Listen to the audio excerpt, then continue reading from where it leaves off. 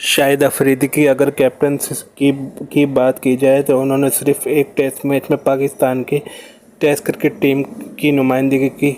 इसके बाद उन्होंने टेस्ट क्रिकेट से रिटायरमेंट का ऐलान कर दिया। ओडीआई क्रिकेट की अगर बात की जाए तो शाहिद अफरीदी ने 38 मैचों में पाकिस्तान क्रिकेट टीम की ओडीआई की कैप्टनसी की, जिसमें 18 मैच उन्होंने जीते और 19 हारे।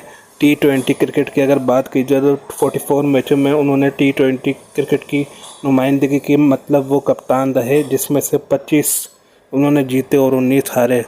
चाहे कुछ भी हो, शाहिद अफरीदी का कैप्टनसी का रिकॉर्ड इतना मुतासिर कुन ना हो, ना उनकी बैटिंग ना उनकी बॉलिंग इतनी मुतासिर कुन हो, लेकिन वो आज भी पूरी दुनिया में पाकिस्तान समेत करोड़ों अरबों लोगों के दिलों की जान है और पाकिस्तान का जाना माना सुपरस्टार है। तो ये था मेरा शाहिद अफरीदी के मुतालिक बायोग्राफ़ी। उम्मीद है आपको पसंद आया होगा। मिलते हैं आपसे अगली वीडियो में। अल्लाह हाफिज़।